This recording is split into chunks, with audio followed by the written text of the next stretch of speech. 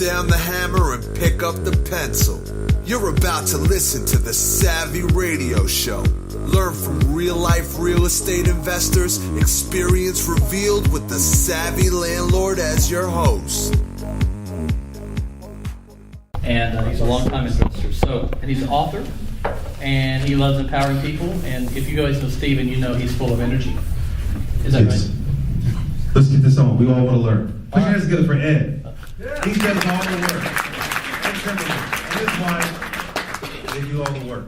So Steven's going to do a couple of roles. I asked him because he's got his radio show. I said, help me MC, but be on the panel. So we've got a list of questions, and so if he asks anything that's not on here, don't blame me. Check one. Can you hear me? Okay. Are you on the drum beat or something? Come on, we want to learn. Look at all these questions we have. We have pages. Ed and I met together a couple weeks ago, and how can we help all the investors from just never bought a property before to a veteran? And so that's the goal today, is to help you and pour as much as we can into you, hopefully to motivate you to finally do a deal.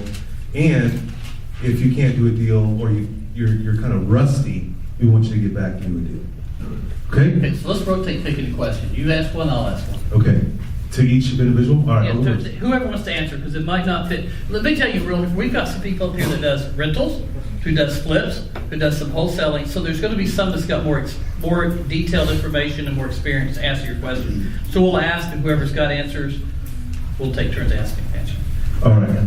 This is from Bryce Wynn. Is he in the building, Bryce? Okay. He sent this question in and says, when is a good time to start? We rent now. Should we buy our own home first or then get into rental property? What should we do first? That's the question. Me. I'll go ahead and try to answer this one. Is the person that asked this question here? No. Bryce, no. But anyway, it's a good question. But for me, you gotta, before you look at your financial situation, I think investing is more of a mindset. I think you gotta get your mindset right. Once you get your mindset right, it's time to start. You gotta start thinking as an entrepreneur. And that has a lot to do with, if you worry a lot, then you have to start working on those things. Maybe write down the things that you worry about and see if they really have came true in the past. And you'll find out that 99% of the stuff that prevents you from being successful doing those things really don't come to fruition. Have maybe a financial advisor or a mentor that can help you build confidence, because so much of what we do is really about confidence. Really to answer the question, the short answer is you have to get your mindset right and stop thinking as an entrepreneur. Once that's done, then you're ready to start. You want to take it, Cameron? Yeah, so we're all trying to build wealth through real estate, so I'd say you buy your own house first and live in, and don't be a renter. And then hopefully at the same time you could start building your rental portfolio as well, but I would start with the primary residence. Well, I would say do it now. I think it's cool that you own multiple properties and don't even own your own home. Right. I think that would be gnarly, but that's just me. So, but for Brian's perspective, probably is for economics, so you can get loans. The first thing the banker's going to ask you is what? Do you own a home? Do you own a home? Yeah. So, depends on, you can do it without it, but it'd be a lot easier. I'll let these guys answer most of the questions, but this is the one I get asked a lot with my work as a broker, okay? And I say first investment, that's the thing. Okay, first investment. So is your house, if that's not your dream house, and that's where you're planning on spending the rest of your life, it's an investment you're going to either rent or sell someday. So make sure you're buying it right, not from your heart. Okay, you want to like the house, but think about it. I'm buying because there's some benefits that these guys can't take advantage of if you're buying your first house. First of all, when you're buying HUD, you can buy it when they can't, and you can get some better financing. So buy your house thinking of it as your first investment property, whether you'll buy it and live it and flip it and move it in 18 months, okay, or whatever the time frame is, and then you're going to move up, or you're going to buy it and I'm going to rent this out. I've got several investors that have done that, bought it, lived in it, bought another house in a year, rented it out. So think of it as, unless it's your dream house, it's your first investment property. So what he's saying is it could be a business model. You get better financing on your owner-occupied. You can get an FHA loan with 90% financing, sometimes even 95%. And sometimes Oklahoma City will do bond money to get you into a residence. but you have to live in it for a length of time. But there is an investor in town that does that. What's his name? What's the guy from Bank First? Can't remember his name. All right. John? I'll think of it. He's about 11 units, and that's how he kept going. He would buy it, live in it, right when the 12 months would end, then you would buy another one and get the same kind of great financing. Jonathan. He'll be here later. He's got glasses. All right, let's move on. All right, question here. This is another one from Bryce. Is where do you find the best deals, and where do I find a mentor, someone willing to help me? He's not here. Now, okay, we're going to get these guys to tell us where the best Where do you find your deals? But let's go Brian first. This is interesting. I'm curious. I want all the secrets. However I can find them. I mean, it's a little bit of everything. I work with wholesalers a lot. Bought several from folks in this room. Mail campaigns, postcards, signs. I've even bought a few that have slipped between the cracks way back in the day on the MLS. Now if they're on the MLS, you can just about forget about it. But, yeah, that's it. I mean, I would say just put as many tools in your belt as you can when it comes to marketing and finding deals, because it's pretty competitive right now, and you've got to turn over every rock you can. So how long have you been an investor? 11 years full time. So have you seen like a cycle where you could get a lot of deals, or has it always been like feast or famine like it is now? Or has it changed? 2008. Yeah, it changes. You know, it Like how often? Was it like should I wait? That's a big question I get all the time. Should I get into the market now, or should I wait for it to get softer? What would you advise someone on that question? Is that a good question? Put your hands up. Because you can find deals. Everything he's saying is normal. You should do all those things. But the question that usually comes up, should I wait? Should I do it now? And with 11 years, have you seen a cycle? And then we'll get to you. So. Yeah, I've seen a cycle. That's obvious. But to your question, start now. Start now, because you run into a lot of folks that are scared to pull the trigger. They're professional tire kickers, and I understand. I remember what it felt like to do my first deal. We were 7 months pregnant with our third child, and I got let go from corporate America. Oh, wow. And it's sink or swim. In my case, I didn't really have a choice. I had to get after it. Some of you folks have great day jobs, and you're kind of dipping your toe in the water on investing, and it's crap or get off the pot. All right, put your hands together, Brian. That was a good answer. That was a little motivation. All right. Now, if you didn't know this, that Amin flips a lot of houses. And all over the spectrum. A lot of your stuff is like 75 and above, 100 and above? 100 to 200. Okay. 200 is... Tell me how you find deals. Different ways. For me personally, wholesalers are my bread and butter. I love wholesalers. I cherish the relationship. I mean, if I see a wholesaler that's successful, to me, that's just someone that's willing to hand me $30,000 a pop. And I just, That's right, you stole a deal from me. Let's not talk about that.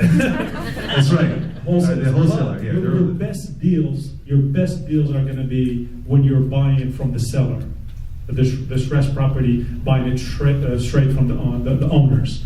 But those are kind of hard to come by in my position. I work full time, so I depend on my wholesalers to bring those deals to me, and I'm willing to pay good money for it. So for me, it's wholesalers. Okay, so raise your hand if you're a wholesaler.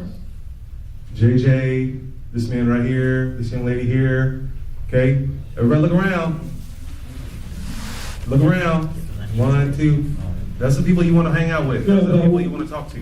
One thing real quick, and when you said hang out with it, you really have to build a relationship with these guys. Some of these wholesalers I call on every 4 or 5 days just chat with.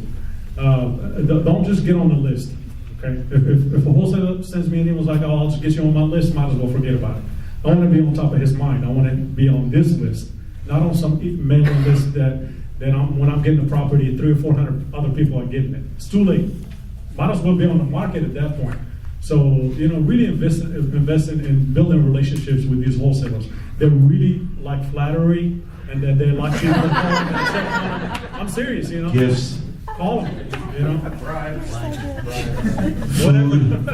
Food right there. Gifts work, bribes. How I find deals, I'm just constantly, it's like the law of attraction. If you ever say, Google it up, law of attraction. If you think about it, it's going to happen, and you just can't stop thinking about it. So I try to spend at least 10 minutes a day looking at a deal, either on the internet, and I'll look at every email, Craigslist, driving, Fizbos, whatever it is, and one thing leads to another thing. It just always works. There's no sauce, except wholesalers are fabulous, but. Yeah, I think someone wrote an article, 101 ways to find a deal. And all of those might work, but.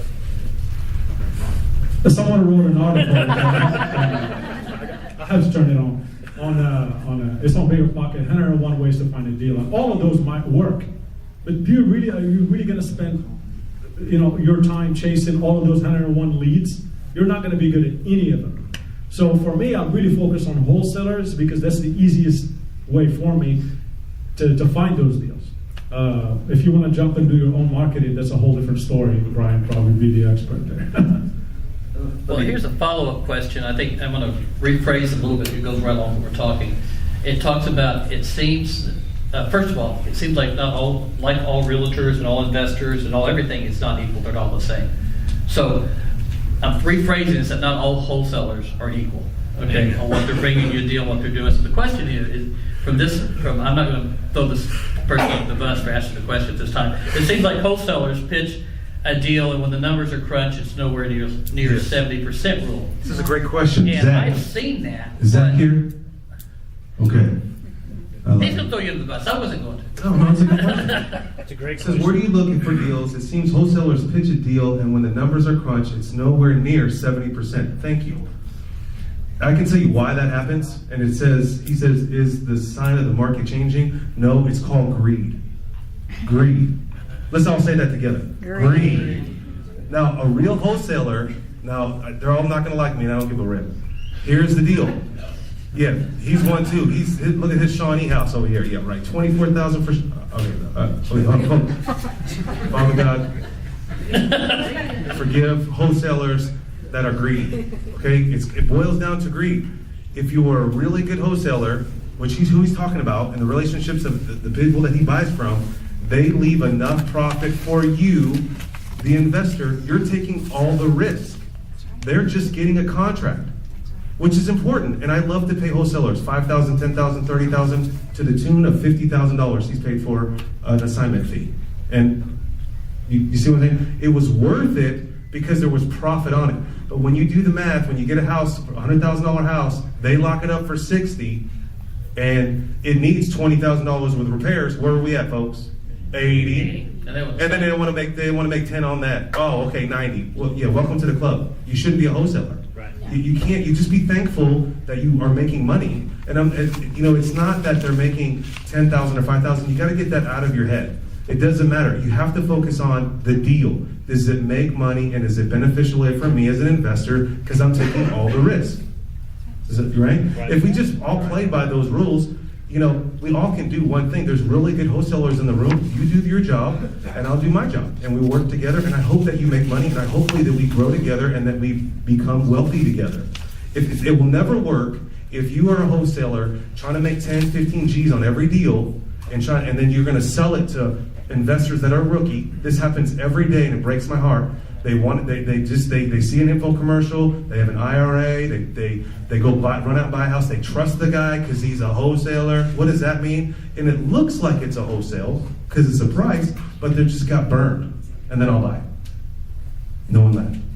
But that's how. And I'm glad that you're here, and you should be a member of this group because you will learn that. You have everything. This game is so fun and so easy. It's the numbers never lie. It has to make money. If it doesn't make money, it's not a deal, right? So you can't do it. Both of you guys, you buy from wholesalers, you do wholesaling, but you always run your own numbers. You never take. I run my own numbers and make offers based on my own numbers. And then there's some wholesalers that I'm not going to point fingers or say names, but there's some wholesalers that I don't even look at their stuff because if you send me your stuff first time, second time, third time, if I see your emails or see your stuff on the market, it doesn't make any sense. Then I know maybe the wholesaler just doesn't know how to value property, estimate repairs, or lock up a good deal. I've even had people send me brand new construction as a wholesale deal that was already listed on the market. and he had it priced over what was on the MLS. And I'm like, bro, let's just go buy one. All right, we're killing all the wholesalers in the room, But there's, I still make and money. Brian is a wholesaler. I bought houses from Brian, and I've sold houses to Brian. But the simple point is, it has to make money for the person that did the work. They spent the money on the marketing, and you as an investor spent the time and energy to raise the money, and you're taking the risk. There has to be a balance there. If we can all just play by those simple rules, we would all do really well. These guys kind of touched on it. Greed is part of it. Sometimes they don't know. Amin mentioned that. They just don't know. And it's an opportunity to kind of educate them, especially if they're new, to become a resource for them, to where you'll be top of mind, like Amin said. And so whenever they get a deal, next time they'll call you. The other thing, I think Stephen had mentioned it, or somebody, don't get hung up on what the wholesaler's making, right? I've been in some of these deals. I've seen it where people get, been out and say, if he's making X thousands of dollars, whatever. Evaluate the deal from your shoes. Does it make sense for you or does it not?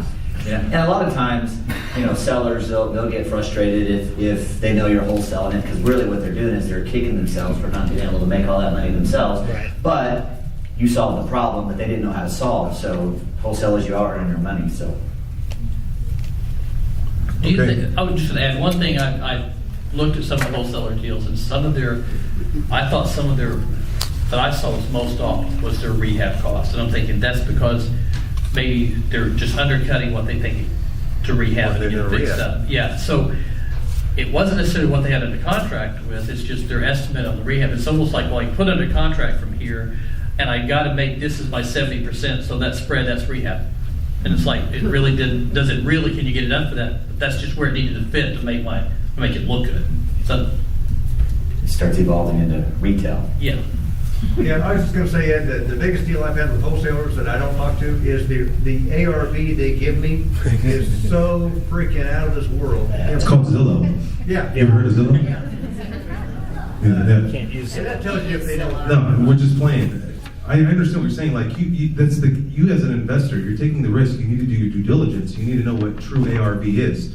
You can either connect with a realtor friend and get a true comp, or try to. But even comps from realtors, they can pull the wrong houses. I just saw a comp the other day that, the property that I have is 1992, and she wanted my listing, and the comps that she sent, the 4 houses that were comparable to, were all built in 2000.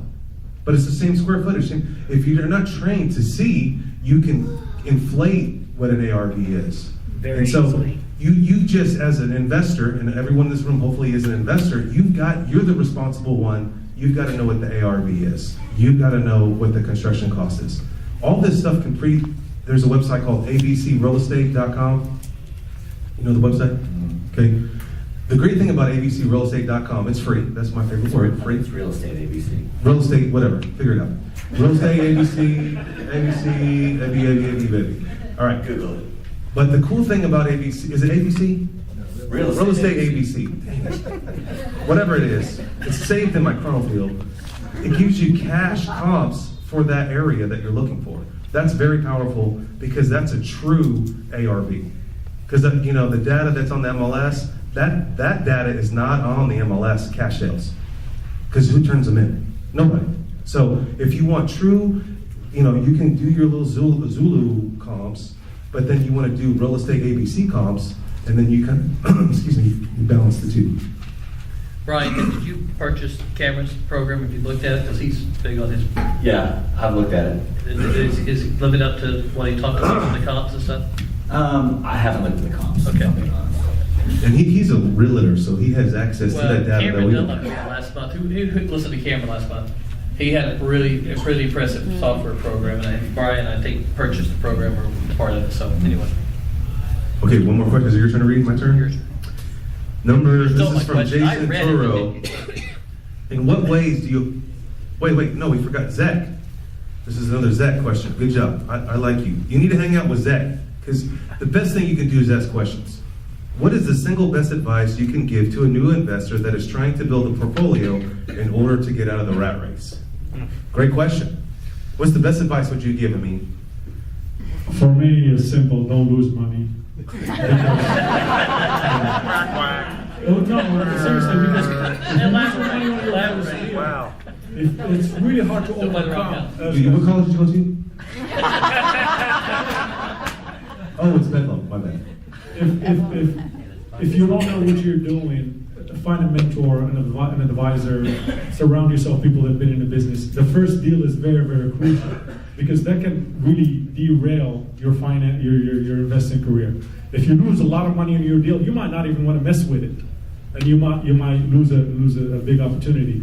So as a newbie, it's very important to know have people around you that can advise you, mentors, I would say, so you make some money, because that will encourage you to continue in your investing career. That's what comes to my mind. Great. That was awesome. You don't have to know everything to get started. And by the way, you never will. There's always something else to learn.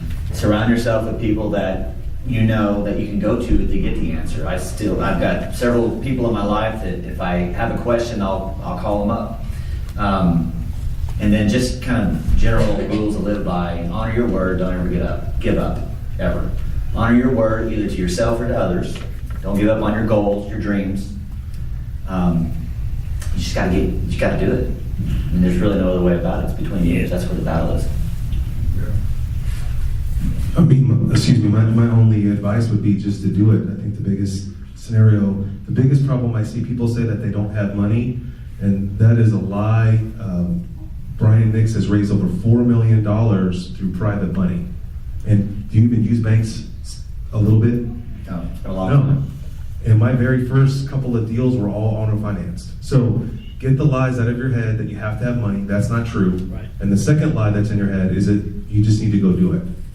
And you really can't lose in real estate unless you buy it wrong. But you can ask almost anyone in this room. All these people usually help everyone else. Hey, I'm looking at this deal. I have it under contract.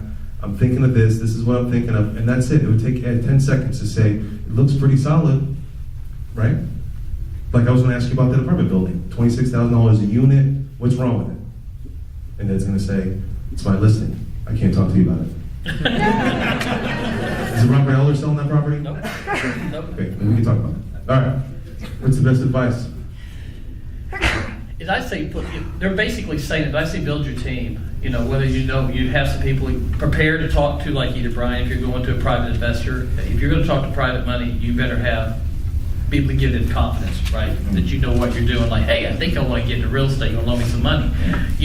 Have a nice presentation to give to her and always be asking for money. Always be asking who you know, have a good story. But also if you have some plan when you get in there. If you're going to do a rehab flip, this is just what I've done with some of my coaching students is have you a contractor. So when you walk into a property, you're not talking like we talked about a while ago, what the wholesaler says it's going to cost to rehab. I've talked with my contractors and I know about what this flooring is going to cost me. I know some numbers. So this is not what somebody told me I can get it done. This is what I know I can get it done for, okay? Then you're going to have confidence because you don't want to lose money. Somebody right there made good money on their first house, right? Yeah. I had to talk Robert out not buying that house. He wanted it. Yeah, and I said, no, let me get this house. And you made real good money on that one. But she did her homework and she had everything in place. So I would just say do your homework and be ready and build mentors. If you're going to go to a bank or private money, inspectors, contractors, have that all ready. So when you're ready to hit the ground, you can take over. I was going to jump down to this one right here real quick. Since we're talking about your knowledge and what you would recommend to somebody, where did you get your real estate education and how do you keep continuing that and improving on your knowledge? I think it sort of fits into. I'll take it. So if you rewind to 2003, I had accepted a position in Tulsa. I was still in corporate America. And I was sitting in my recliner one night and I was watching this infomercial and it was Carlton Sheets. And I had no idea the possibilities that there were in real estate. I thought you just buy a house, you get the loan, mortgage, and you live in it. And so it really opened my eyes to what was possible. And so I'm trying to outthink the room. It's got a 30-day money-back guarantee. I'm going to buy it, and 29 days later, I'm going to return it. And long story short, I never did. And matter of fact, I still have it, and it had the cassette tapes. And at the time, I was driving a lot, so I literally would pop those cassette tapes in and talking about owner financing and wrap mortgages and just all this stuff that blew my mind and got me really excited about what could happen. But so that's where it started. And then the REIA Club was a huge part of it. I spent 3 years after reading the Carlton Sheet and listening to the Carlton Sheet's info and reading some other books. I spent 3 years trying to do a deal on my own with no team, no support system. Wow. And I was writing offers. And fortunately, none of them got accepted because they were not deals. But I didn't know any better. It wasn't until I plugged into the REIA Club that I met a couple guys and developed relationships with them. And they actually brought me my first deal and they said, hey, this is the deal. We don't have time. We're loaded up. Go do this. And I just nodded my head and went on. You never stop learning. Read as many books as you can. Now it's iBooks or audiobooks or whatever. There's always something out there you don't know. If you stop learning, then you're falling out. For me, I really started learning pretty much here. I think I remember the very first time I showed up to a REIA meeting was this meeting, and I had 4 properties, and I was just very much a hobbyist. You know, I just thought I'd just buy properties and hopefully they appreciate, and that's exactly what I was looking for, just the appreciation, and whoever lives there is going to pay down the mortgage. So I wasn't there for the cash flow at all, and they weren't cash flowing either. I had them all in my name. I had regular insurance. This guy right here, I met him the first time. I was so impressed with him. I'm not now, but It's always like that. That was the biggest laugh of the night right That's there, my I goal. think. That was it. No, but I remember this conversation we had right back there, and I crushed him. he's like, so I told him, here's what I have, you know, and you know, I'm looking to do more and stuff like that. And he's like, so you have him under your name? He's like, and he's like, you're an idiot. I just met this guy, he called me an idiot already. But anyways, it was, you know, I mean, Stephen is always a resource for me, and you know, I'm learning a lot from people like Stephen as well, and Brian with their experience. And also, one of the other resources I use is Bigger Pockets. You know, for me, I like reading up the forums. It's a great resource. I listen to a lot of podcasts there. I'm not very big on reading. I like short reads. If it's a short article, I read it. I don't really read a lot of books, but yeah, forums, articles, podcasts, and resources here. I think for the best for me is like I go to this conference called the Mr. Landlord Conference, and then I go to the Ohio Real Estate Convention. When I go to those 2 places, they're like-minded people. You know, I come here for like-minded people. I just hear Brian talk and I just get motivated. And so that's what keeps me going. Of course, I love to read, so I read as much as I can. But to keep me inspired to keep going would be, you need to go to a real estate convention, you know. And then you meet people that are all over the world, and you just grow together. I think that's the ideal for me. Well, I'll just share a little bit of how I got started. I grew up in the business, multifamily apartments, multifamily properties in California, then in Arkansas, and was raised around them everywhere. From my first jobs were cleaning apartments, yay, and emptying up the trash and mowing the grass near the pool. So moved up. Then I got my license, and I was really blessed. I spent 8 years being basically, if we're talking mentoring, and mine's a little different mentoring. He was a licensed realtor in Arkansas doing commercial real estate, and we opened up a commercial firm, a division for a company, and he used to be over the whole West Coast for Merrill Lynch and doing secondary marketing for apartments for all of Merrill Lynch. So he came in and started talking about apartments and return on investments, and so I learned all that business. And I say this was a funny part to this because I also have a production company. So about in 2009, I think it was when Well School started, and I was doing the videotapes for Robert. I'm like, how would you sell apartments for Robert and duplex? I would do anything with single families. There's under $100,000 investment thing. And he starts talking about this rental percentage multiplier, and I'm like, okay, that don't fit with anything I'm thinking about. And everything's a monthly. I'm used to annual, you know. So even though I've been in the business, my license since '89. This was in like 2010, I think, or 8.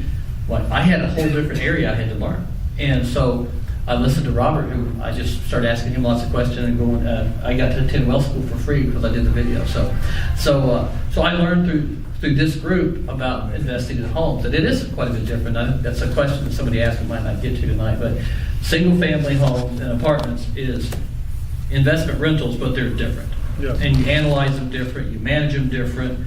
Some people hate both. It's like some people like Section 8, some people hate Section 8, okay? So it's finding your niche, but that's sort of how I get in. I think it's your turn, so. I did it. Oh, to read a question? Yeah. Okay. I can read one. Okay, there's some really good questions on here. There is. I think we should do, dang it. Are financial statements important? Why?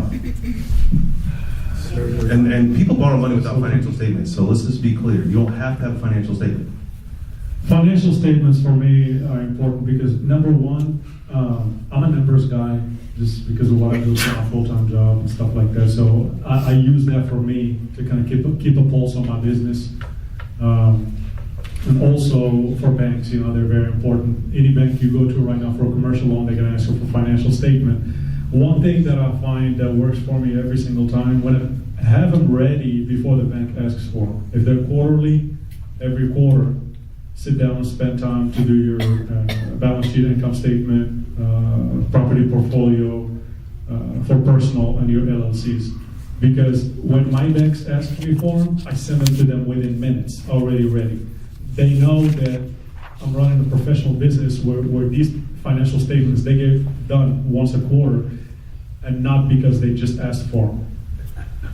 I had 2 or 3 banks actually make that comment. Hey, well, great, you sent it to me immediately. That was very impressive. Generally, it takes people, because they know a lot of the investors, when the bank asks them for a financial statement, then they're going to their financial advisors or accountant to get them ready.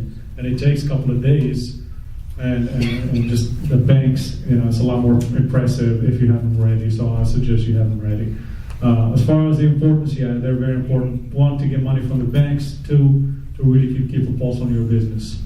You want to know, what's your return on each property, so you can analyze your properties. You want to know what's your debt coverage. You want to know what your average rent that you're collecting. What's your monthly return on each property. That way you can analyze the properties and see which one you want to keep. And as your portfolio grows, of course, which one is giving you more headaches, which one is making money, which one is not making money. Just in time, at the end of the year, you want to look and maybe do some cleanup. You want to keep this property, you want to get rid of this property. So, Financial statements, Brian Nix. Depends. Everything Amin said is obviously true. You want to, But you don't borrow money from banks, so you need a financial statement. Yeah, I haven't had that issue of financial statement for quite a long time. Most of my deals are through private. All of them are through private money at this point, and not once have they asked for a financial statement. Now, it takes some time to get there. They have to trust you as an operator and know that you know what you're doing. I actually polled a few of my private investors that I did for a presentation several months ago, asking them, why did you choose to loan me money? And the number one answer was trust. And you need credibility to develop the trust, and then you ultimately got to perform, because that'll run out quick if you don't, honor your word and do what you said you're going to do. So. Excellent. Financial statements are the lifeblood of your business. You're just professional, just like if you read Rich Dad Poor Dad, assets and liabilities. It can be small, it can be 1 page, but if you have a financial statement with your name on there and your assets, it makes you really ponder where are you going and what are you doing, and the banker wants to ride with you or kick you off the bus. So that's your ticket on the train of raising money through bank institutions. Your turn. My turn. No financial statements for you? My wife does all my financials, so I don't do any financial statements. I turn her all the bills. I say, here it is. I tell a funny story. Now you don't tell me to stop. I sold this nice condo to Robert, okay? And the one he lives in, and he wasn't looking for that kind of condo. She talked him into it. So when I got to closing, he said, okay, here's your commission check, and give it to your wife. I wouldn't bought this if it wasn't for her. And I was like, I give her every commission check. So, but this is not special. I give her every commission check. So, yeah, she does financials, and she does QuickBooks, and she does them for 4 companies that we have. And then she meets with our accountant, which we use Alan Schweitzer, and goes over and makes sure everything's good. So we're partners, so I don't worry about it. She just gives me a report, and I look it over, and I say yes or no, or yes. And so they are good, but I really am blessed to have someone that takes care of that for me, okay? So that's, but I want to touch something you said on trust, because I've said this when I've been a preacher, when I've done anything. Trust is something that's one of the most valuable things, because if you break it, then it's so hard to get back. And I would think you would agree the reason you're successful with your lenders and getting more and more money is you don't break that trust. Absolutely. Because if you break the trust, you don't make the payments, or you don't do what you live up to, you just cut yourself off. And that work gets around. Okay, Yeah. so trust is hard to get back if you ever break it.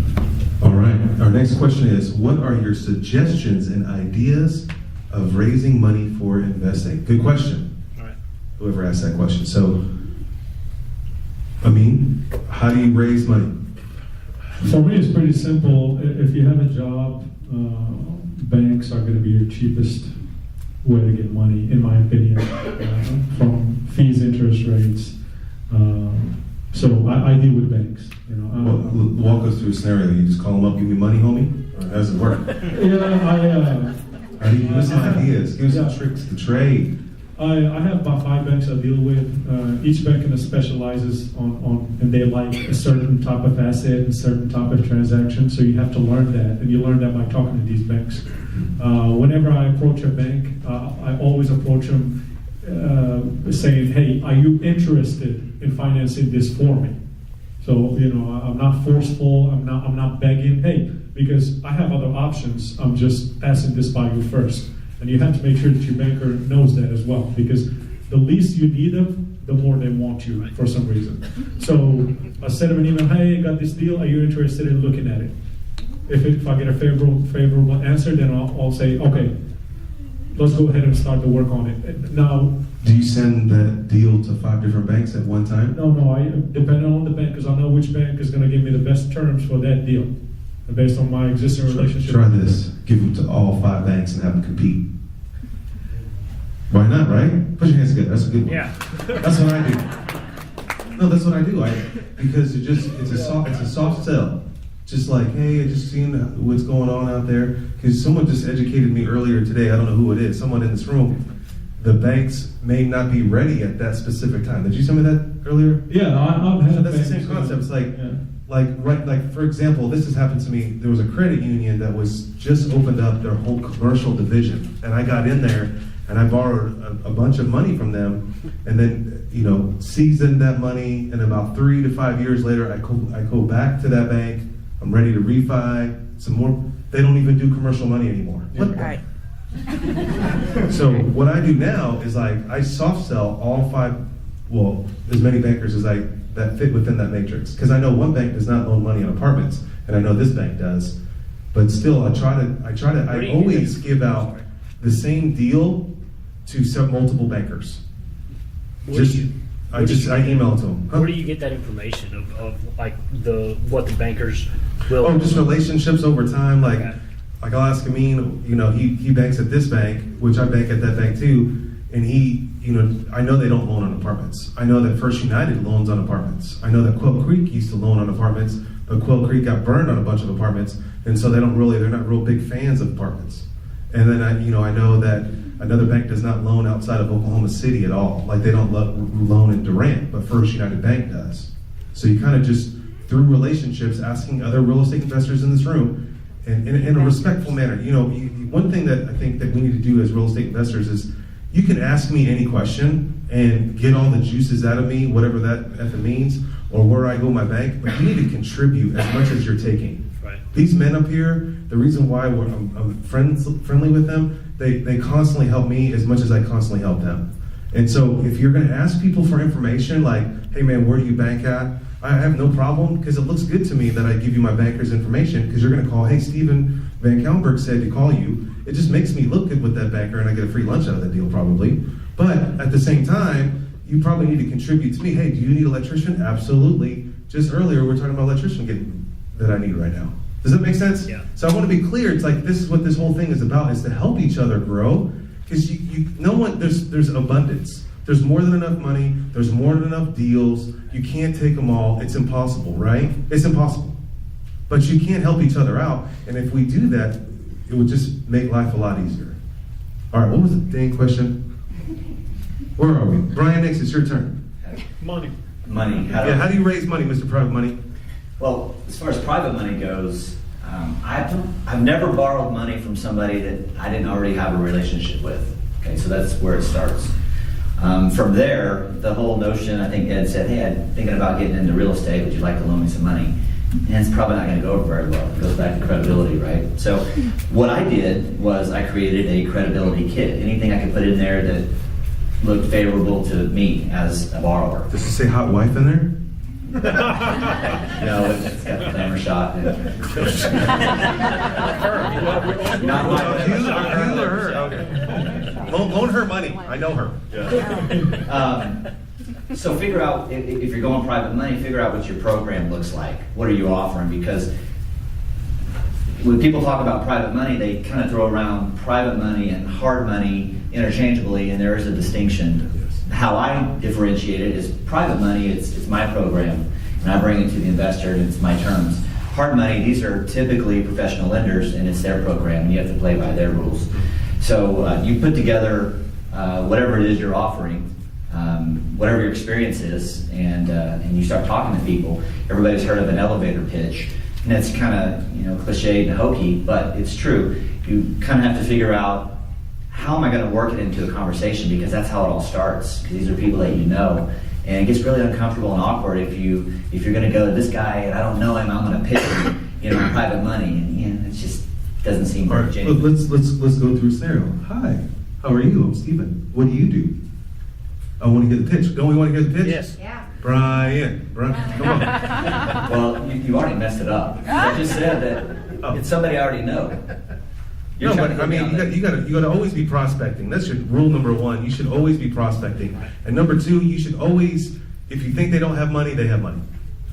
Don't ever think people don't have money. That was a cardinal sin that I just assumed people didn't have money, and you'd be surprised. People I didn't think would have money be loaning me money. Okay? So don't ever judge anybody, what they look like, what color they are. Money is green, that's how we like it. And we'll keep it that way. Okay? Now, we're in the elevator, homie. Yeah. Come on, I'm in the elevator. Hey, what do you do? I'm a real estate investor, and I do real estate deals, and instead of going to banks, I use people to fund my deals. I pay them a high rate of interest to borrow their money. And then you got, if you I get excited when you hear that. Don't you get excited? Now let me tell you. I would add, I change You people's guys- lives. I change people's lives for me the money. Yeah. It comes out of my mouth differently every time. But I've got my bullet points that I want to hit on. But it's got to be natural, right? But if you stop there, you've just wasted your time. You've got to ask a closing question, something. Is that something you'd be interested in? Something. What are they going to say? Yes, hopefully. But if not, they say no, they get off the elevator, get on down the road. It's no big deal. And he's right. They've always got more money. Always got more money. If they say they've got 20, they've got 40 or 100. But they want to try you out. They want to see if you can do what you say you're going to do. Put your hands together for Brian. Come on. The most important thing that you got out of that, the most important thing is what's his last line? We should all memorize that together. Closing. Is this something that is that something that you would be interested in? That's the problem. You got to ask. Okay? Is that something that you'd be interested in? Yes or no? Yes or no. And is it casual? It's like, hey, what about your $100 right now? No. Or get their cell phone. It's just something that you'd be interested in. And the process of raising money in general is what? A process.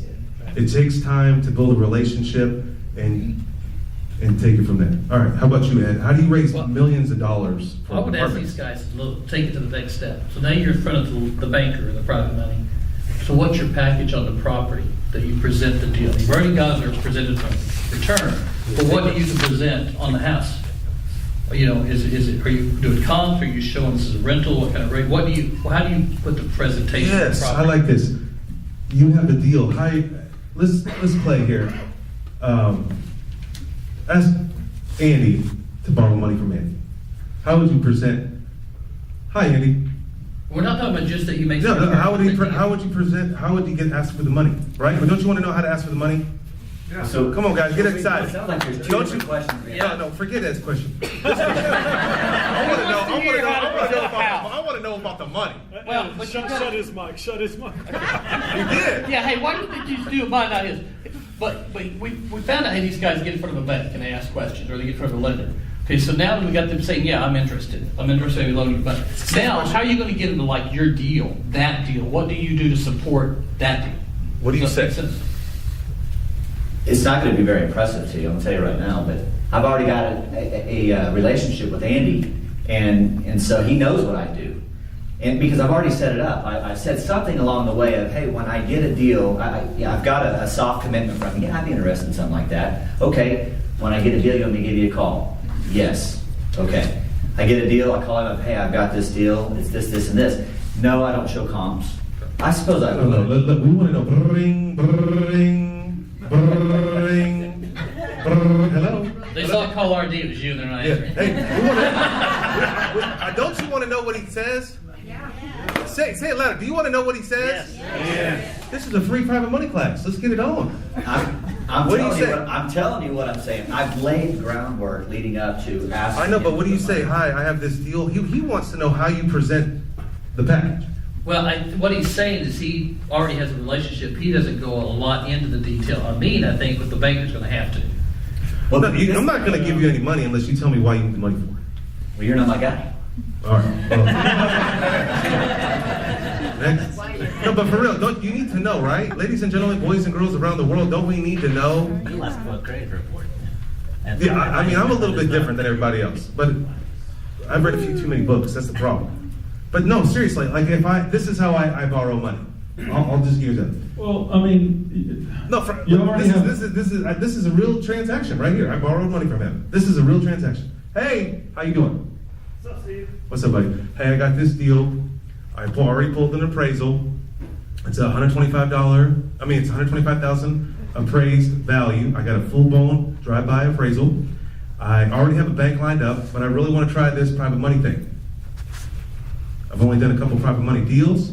I bought the house for $69,000. I'm going to put about $20,000 in it. I'm going to rent it out for $1,200 a month. Is this something that you'd be interested in? Boom. That's how I present my deal. I want to hear yours, how you do it. Well, I'm telling you, I give you the address, I tell you how much I need, and that's. I don't give him the address until he says yes. That's how I do. Well, Okay, but how do you do it, Brian? Yeah, we want to know you because you raise a lot more money than I do. You got $4 million. for I the wanna know fourth or more. fifth time, I'm gonna tell you again. There's got to be more to it. I've got the relationship. I call them up. I've got this deal. I need 30,000, 40,000, whatever it is. Are you in? Or are you interested? And that's it. So it sounds like you're basically saying the relationship is the biggest piece of That's it. exactly right. That's what makes the private money go. Hard money, a little different. They're looking at the asset because they're willing to take it back and they have no problem taking it back because they know what to do. They're real estate professionals. Private money, it's your program. It's folks that oftentimes the whole idea of loaning money like a bank would is foreign to them.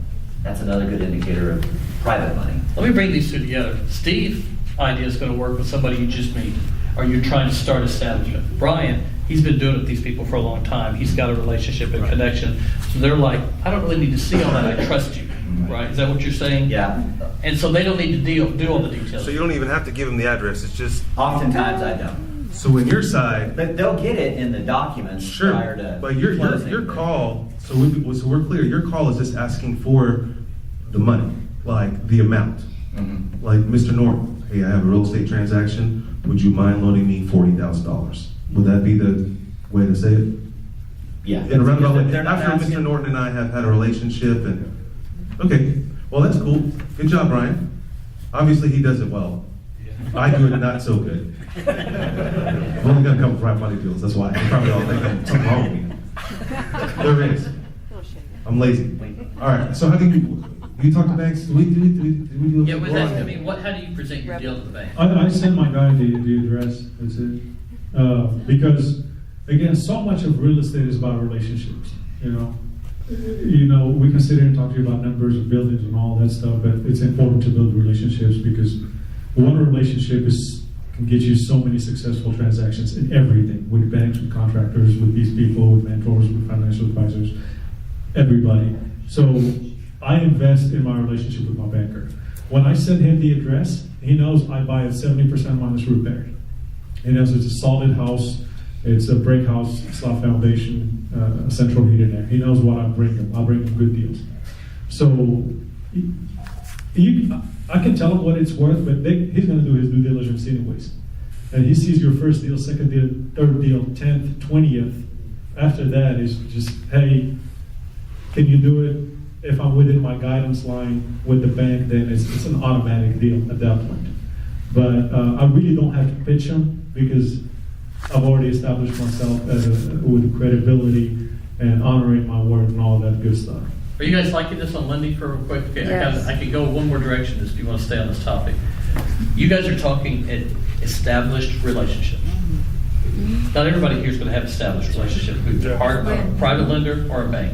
So talk a little bit, not just your elevator speech or not when you go, how did you establish that? How did you, once you give your elevator speech, for example, do you move right to like, hey, we'll send you a deal next week?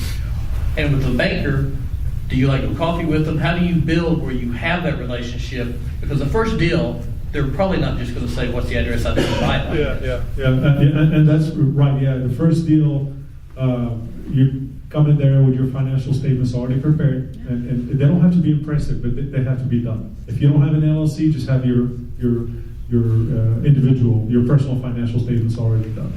Talk to them about your goals and what you want to do. You can actually tell them that, hey, you've been coaching and mentoring. If you have someone that's coaching you and mentoring you, they'll value that as well, meaning that you have someone that you can, talk to guide you through the process. Tell them that you're looking in these areas and here's the type of property that you're looking for. See if they're interested, because some banks might not be interested in loaning, for instance, you want to do burnouts, for instance, or abandoned houses. Some banks don't take that risk and they might not want to do that. So find out what the bank is willing to lend on. Talk to 5 or 6 commercial loan officers. Once you find someone that's going to loan on top of property and top of investing that you do, then yeah, I'd set up a meeting with them and go there and then kind of talk to them about your goals, show them your financial statement, and like, hey, I'm going to get you a solid deal as well. I'm going to get a brick house in this area at 70% of retail minus repair or whatever criteria or rule you use to buy. But it has to make sense from an investment perspective. You have to show that you have a mindset and you think as an investor. And that's how it starts. A little at a time, that relationship starts building. And to add to that, I would also learn the lingo. Know the words and what they mean. Yeah. So the banker is going to ask you questions, and you're going to have to speak like an investor and know what he's talking about. Yeah. Like what a balance statement is, a balance sheet. How do you calculate ARV, your ROI? I mean, I'm just throwing those out just to show you. If you don't know those, that's okay. You just need to know those and be prepared before you walk in there. Every time I go meet with a new banker, I go to their website, I read everything about them. I find out who their CEO is, who runs the bank, how it started, how big is the bank, what's their deposits, everything I can earthly possibly know about that bank. And then I try to do as much as Google up, track the dude down, find out what college you went to, just find a common ground, and then I just build on that all the way up. Because you make one first impression, so you don't want to take a deal in, and then you don't want the banker to tell you that's a bad deal, because that's going to make you look. You didn't know how to analyze it. Right. So when you go in there, whether it's a banker or private money, that they look at it, you don't want them to they don't want them to be educating you. That's not a good deal. They need to say, yeah, you found a good deal. So did we beat lending up pretty good there? Yes. Or did we beat Brian up enough? Did you beat Brian up enough too? We're friends. Okay, here's a great question. This is great. And we'll just start with Brian.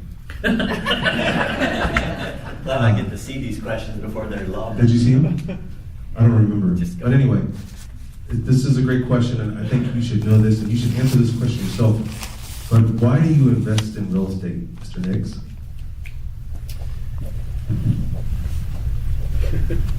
Real estate's what I do, it's not who I am. I'm happily married, I've got 4 kids, that's why I do what I do. I step on toes when I say this, I apologize. Life's too short for an 8 to 5. Amen. I'm not giving away a thing of my life.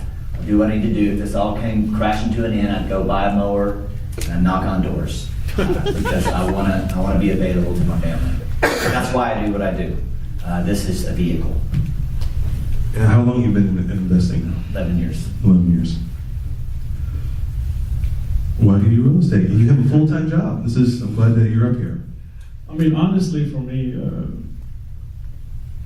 doing real estate and it just made me a better person, to be honest with you.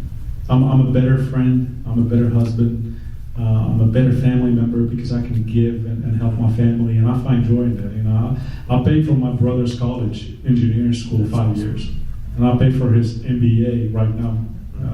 He's going to England. I'm like, you know what? I'll just flip a house and give you the money. Go. And I find joy in that and giving.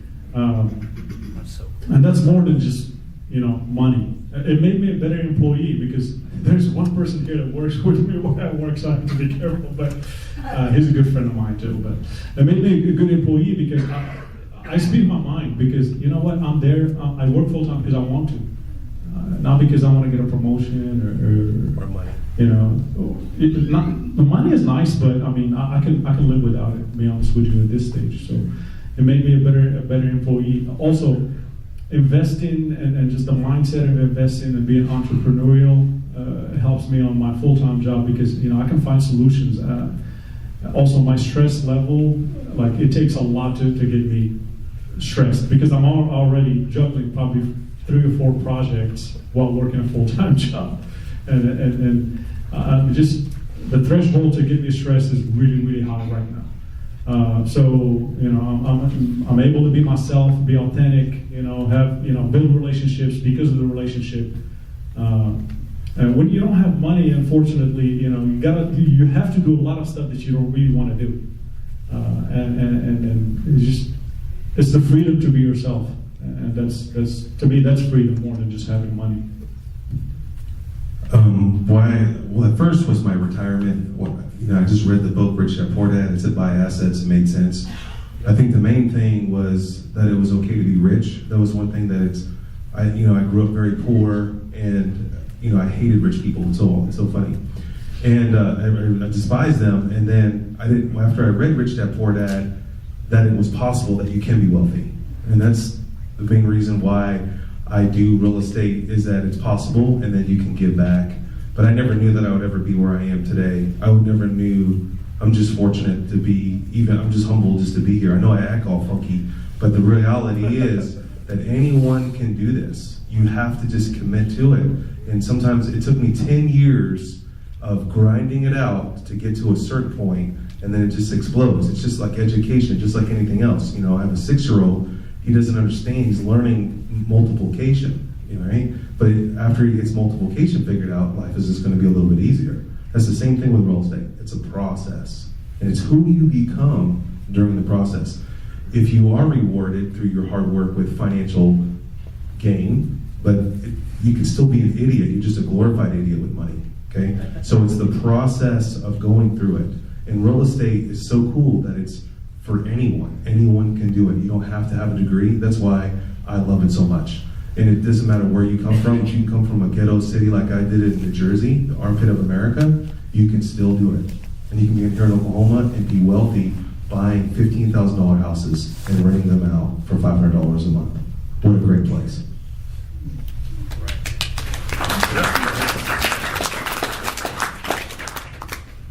I've got 2 questions I'm going to try to run together here, and I can't find the other one. Where's they go? Draw a line.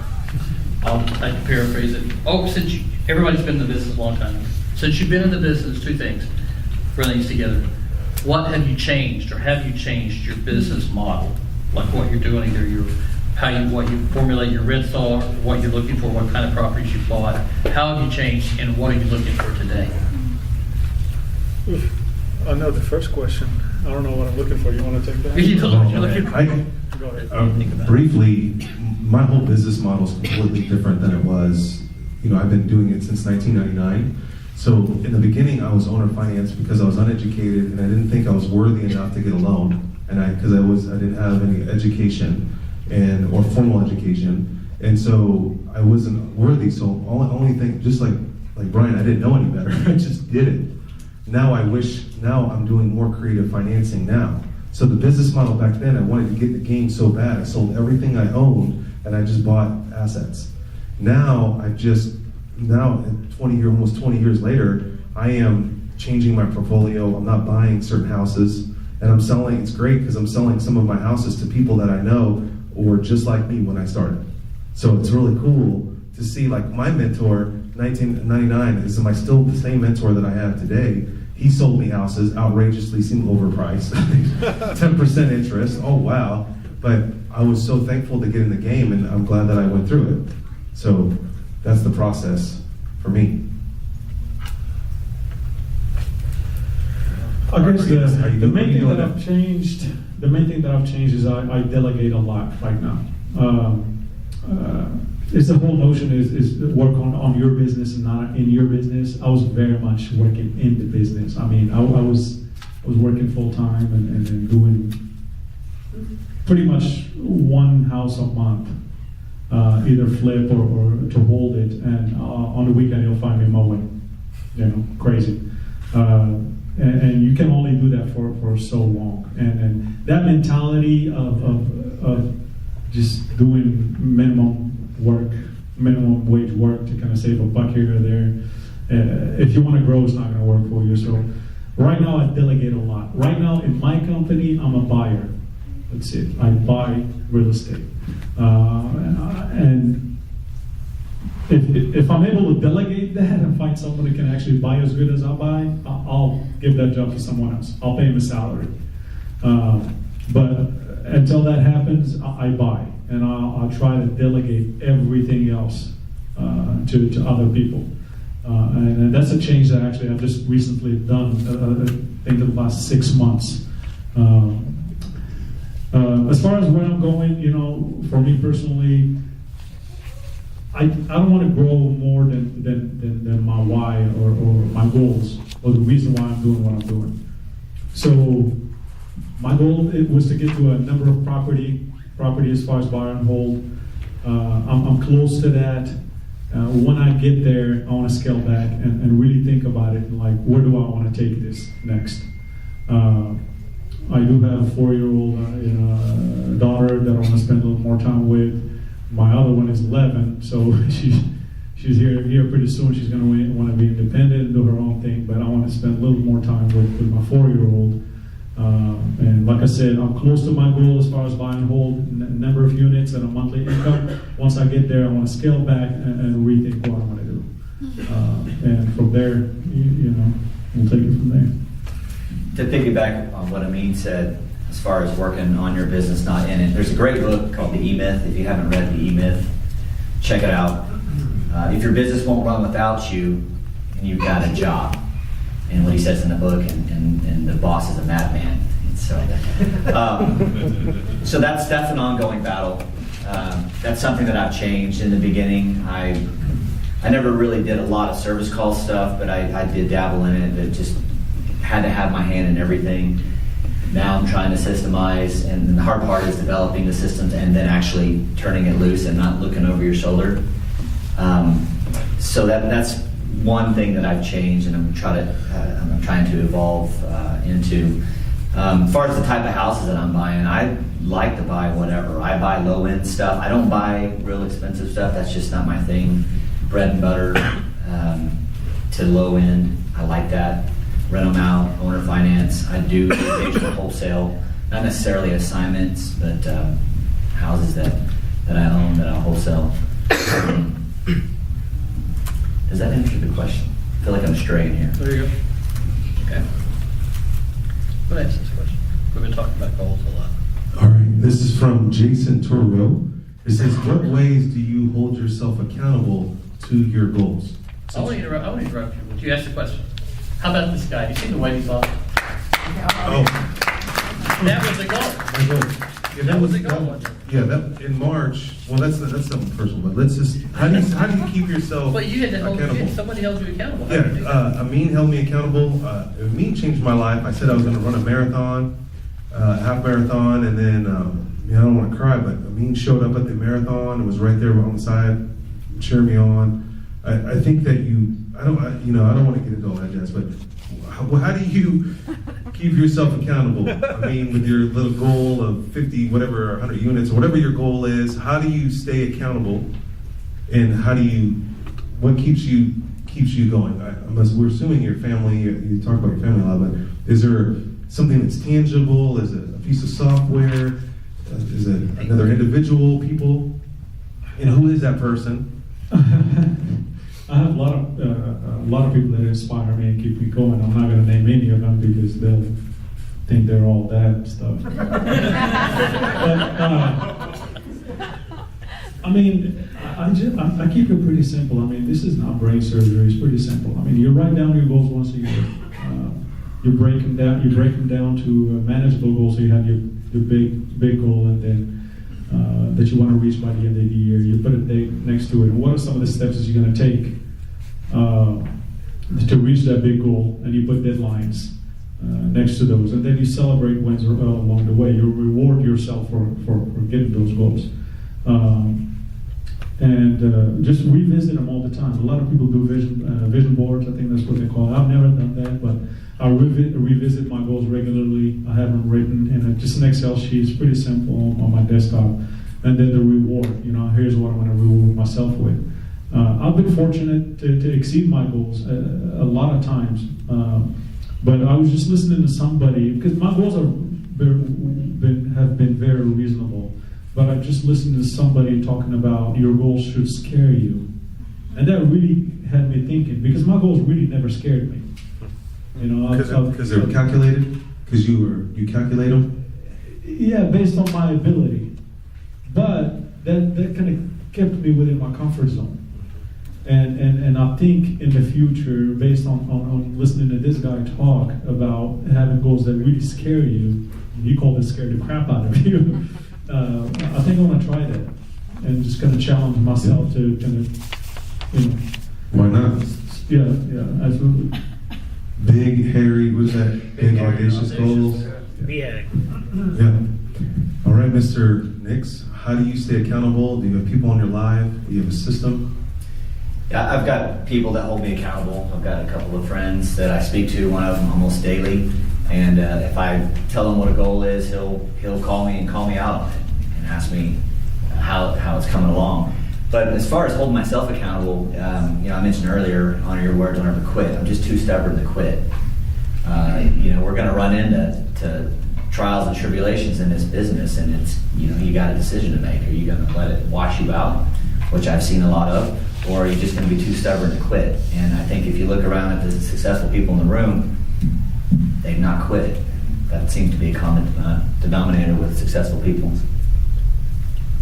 How many people have rental properties, or want to have rental properties? One of the two. Okay.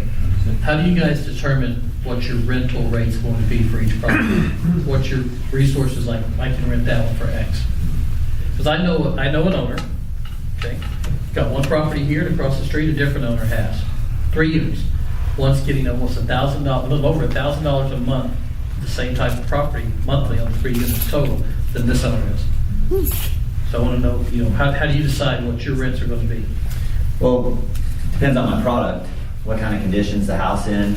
As far as tools, rentometer, rentometer, however you want to say it, that's a good one. Craigslist, calling for rent signs, doing your own research. And then, you do that, you want to do that regularly to stay on top of, what's going on. But, maybe I have a property in the neighborhood and I kind of have an idea what it's going for, but not having that, those are good resources to use.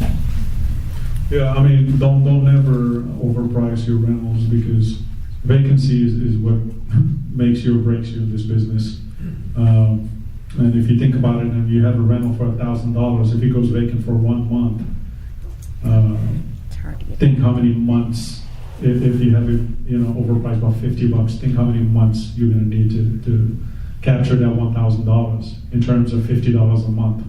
So you have to do your due diligence when it comes to knowing the area and how much property is leased for in that area.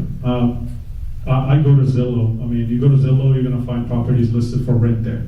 They have descriptions and they have pictures. I really don't discount my properties. I'm right there at the market rate. But one thing that a lot of people don't do, and I found that out. If you're a landlord, try to help someone find rent. It'll open your eyes. I was actually trying to find someone rent. I bought someone's house and they needed to move out. I didn't have any vacancy. And I'm like, you know what, I'll help you as an elderly person. I'll help you find rent. Man, it's hard. And I called on about 10 or 20 properties. No callbacks. How are you gonna rent your property if you're not calling people? I'm serious. Here in Oklahoma City. Well, where do you want to see the property? I can only show it to you on a Sunday between 12 and 12:30. 30 minutes. For me, it's all about service. When someone, is this still working? Yeah. When someone calls me, I'm there, I'm professional. I tell them all about the property. Here's the rent amount, here's the deposit, here's how it works, and when is it convenient for you to look at the property. A lot of times, if I trust the person, it sounds good on the phone, it's kind of gut feeling, judgment call. Hey, this time works for you? When you get there, okay, no problem. I'll wait until they get there and text me, hey, I'm here. Hey, I can't make it, but I do have a lockbox there. Send me your ID and I'll send you the lockbox. Never had a problem with this process. Now, it might not work for you, but this is how I do it a lot of times because I do work. And sometimes I'm not able to accommodate people. But I figure, if they're going there and thinking that they're gonna meet me, they're not shady. Then I'll let them look at the property. But you're gonna rent your property a lot faster by being available to show it. That's very important, and I find that a lot of people don't do that. So, in addition to price. Do you guys ever, you say you do market rent, so you look on Zillow, I look on Zillow as well, and I see that a house in the neighborhood the same size is $895. Do you go under that or over? And then how do you know when? I do I guess they call it psychological pricing, but if it's $900, I'll do $895. Yeah, and you say you're always market rent. Do you ever try to push it up a little bit? No, because I don't want to give my tenants a reason to look after the lease is over. If I want them there, I want them there for a long term. If I'm overpriced, maybe they ask their friend, hey, how much you lease your house? And $900. Well, mine is $1,000. Then they start looking to move out because then I have to deal with the vacancy, deal with the remodel, and that's all cost upon cost. Plus, if you push that rent rate and it sits vacant for an extra 30, 60 days, then in the end you've lost money. 850. I actually never have had property raises. Let's keep it the same. We can do that now if you want to take 5 minutes. I like this question here. All right, here's a good question. Have you ever backed out of a deal? And if you had, how do you do it? Or how did you do it? Have you ever backed out of a deal? I wouldn't back out of a deal now, but I must admit I did back out of one deal, and it's because of something that he mentioned earlier, being greedy and knowing what and caring about what the wholesaler was making. Basically, this deal, and it was a long time ago, and again, it was a bad deal that I've done. A commercial building about 2 years ago. I had it contracted for about $125,000. It was a probate deal, and the commercial real estate agent actually was doing a double close on that property. So he actually was going to buy it and double close it with me. It was my first commercial deal at that time, and I wasn't confident. I was kind of scared, and I was like, should I do it? Should I not? I didn't even know how to value that property. He actually told me to go ahead and send the $10,000 down money to the title company. But he only gave me the number of a title company. So I called the lady. It's like, hey, where's your address so I can come and give you the money? She said, on what deal? I said, on this deal. I had a contract for $165. I'm sorry. On this deal. And she's like, hold on, let me pull the contract. Instead of pulling my contract, she pulled his contract. And she told me how much he paid for it. It freaked me out. And I pulled out. Again, the moral of the story is that commercial real estate agent ended up closing with someone else at the same time for about $20,000 of what I was going to pay for it. More. And it ended up a solid deal that I passed on. How did I get out of it? You have to send them a form. Basically a form, like a contract. To release. Yeah, It's to a form release of release. within 14 days due to due diligence. But the reason why I want to tell you my mistakes so you can learn from it, don't worry about what the wholesaler is making. Because that's what freaked me out. I was like, oh my God, he's making all this money. Maybe he ate up all the equity. Instead, I should have trusted my numbers and gone with the deal. And it would have been That's normal. That's a normal. mistake. Yeah. Back to the deal. Yeah, I have one time, it was several years ago, I had to think through this. I was trying to wholesale a deal out in Yukon, thought it was a solid deal. My numbers were off, I couldn't wholesale it, had to back out of the deal. Now, my own personal opinion on wholesaling is I want the homeowner to know what I'm doing. Okay? There's varying rules and opinions on that, on how open are you and not. My own personal opinion, so where I can sleep well at night, is I want them to know, hey, I'm either going to buy it, fix it up and sell it, rent it, or I might assign it. That's me. That one we had to let go. I couldn't get it done, and this was years ago. I didn't have the resources to go ahead and close it myself. That's the one time. I can't think of one. I bought bad deals. Yeah. And then I still have them today. Hey, wait, But he did you back like out. what I sold you or something? No. Okay. I should have backed out of the deal one time. It was a duplex. It was a house in the front on the east side. It was a 3-bedroom or 2-bedroom, 1-bath, and a garage apartment in the back. And it was another investor not in this room today, but it was another real estate investor. And it was through a realtor. Realtor called me and said, hey, there's this deal. It's like $40,000. And I'm like, it makes $1,000 a month. It's no big deal. So I negotiated the deal down to $35,000, and I put the $1,000 earnest money down. And I'm like, this is a no-brainer. This is going to be a no money down deal. It should have priced for $50,000. Even though it's on the east side, it's got 2 sources of income. It's got a garage apartment in that. I'm like, this is a slam dunk, no big deal. So I put my $1,000 down, and the appraisal came in. Now this is when the market collapsed, and I had to call the appraiser because I was a little frustrated with the guy. I was like, hey homie, the appraisal came in at 35. That means I would have to bring money to close it. And so I had this option, and I think it came in at really low. I had to bring $10,000 to closing to close the deal, or walk away and lose my $1,000. You feel me? So I'm probably not saying this right because this still burns in my mind. But I did sell this deal actually to somebody in the building. Not they're in here now, but he's still rolling. I think. I hope so. So I was prideful, and I had $10,000, and because my goal was to buy assets, so I closed the property. Day one, sewer line busted. Then that first winter, all the pipes busted. I could not wait to sell that mother. I did sell it for like $35,000. But it was a smoking deal for him. I want to add, as a realtor, I've worked with clients and they sell back out of deals. And the way my contract's written, I give you ways to back out of deals, especially in apartment complexes. But I say on the flip side, I deal a lot with Robert Elbert. Okay? Robert's got a reputation when I turn in an offer to other clients and other brokers. I've gotten his offer accepted over other investors because he's a proven closer, and he doesn't back out unless there's really a problem with the property. We all could tell horror stories, but the one I did is they tarped the roof an hour before closing. The roof needed to be replaced, but if you know Robert, he was going to get another 2 years out of it. So we drove by, and Am I telling the truth? I'm telling the truth. Sure. So we drove by to get the keys for the closing, and there's this blue tarp. I'm like, now we've got holes in the roof, so now he's got to put the new roof on now.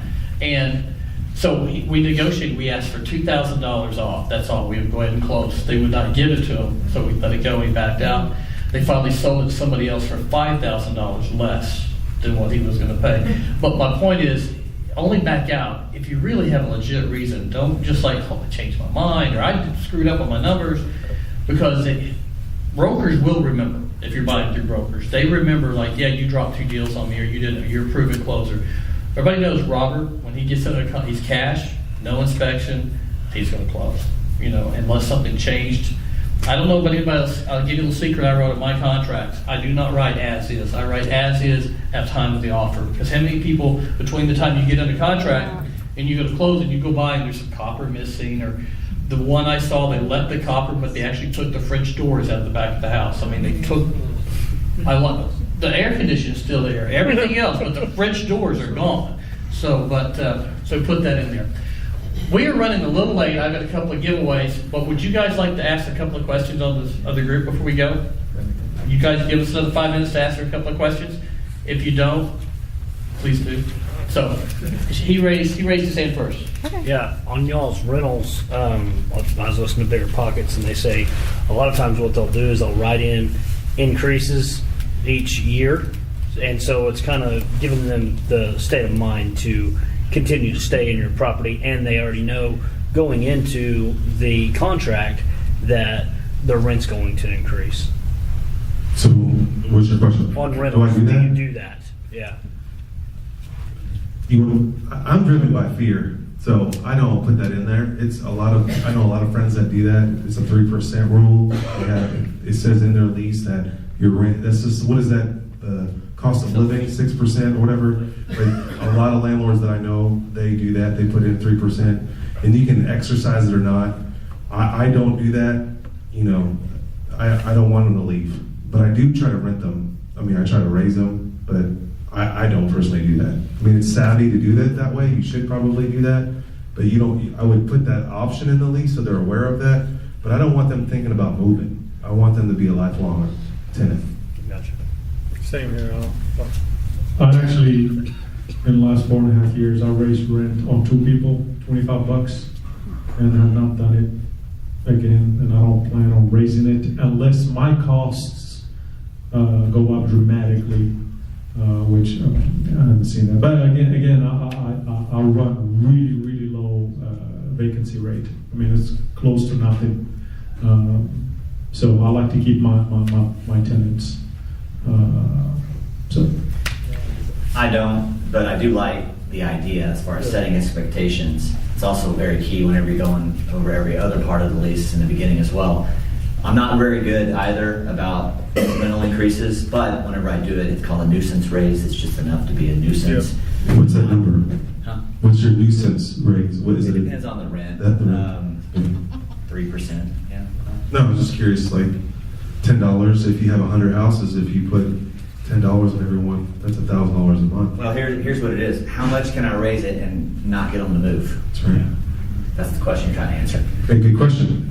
Now, we're talking single family. I want to just add this. I don't have time to answer this question in front of everybody. If you want to talk about it later, talk to me. My deal is multifamily. Single family houses, Robert and I had this conversation a lot. You don't want to raise rents. If you're looking at apartment houses and you're thinking about flipping or raising, every time you raise it's based on cap rate. So you want to raise your income. And so every $10 or $20 you do on a multifamily deal, and the way it's balanced, so you do your value on your NOI, it increases. That could be huge if you're going to refinance it and or sell it. So there's a difference, and that was a question we didn't get to with single family and multifamily. So a single family, you don't want to raise it. Robert's got people that's paid for his house twice. They've lived through that long. But an apartment house, if you want to increase value, refinance or flip it, that's a different story. So. Let's do one more question. I know we got a bunch of questions. Hey, give me a second. I'm going to have a little chat with Stephen here. Yeah, I got a question for you. Give me a second. Me? Yes. If I tell. Hold on. Can you hear me? It's like you're asking me out on a date. Yeah, absolutely. Okay. I had to ask him before I committed his podcast to something, okay? he and I are going to get together the questions that we didn't answer. Okay, we're going to answer them on this next podcast. Okay? We can have you guys come back. You guys will come back, and we'll do it on this podcast so we can get all these questions answered, and you can do them on the podcast. Does that sound great? So if you have a question, I saw about 4 or 5 hands that raised. We don't want to be, insensitive. Email Ed, whoever sent these, send more questions, and we'll just answer them. That's the best way to learn, and it's free. My favorite word. I just didn't want to commit your podcast. Thanks for listening to the Savvy Radio Show. Glide online and listen to our other motivating episodes at SavvyRadioShow.com. Connect on Twitter at LandlordBook and always be buying assets.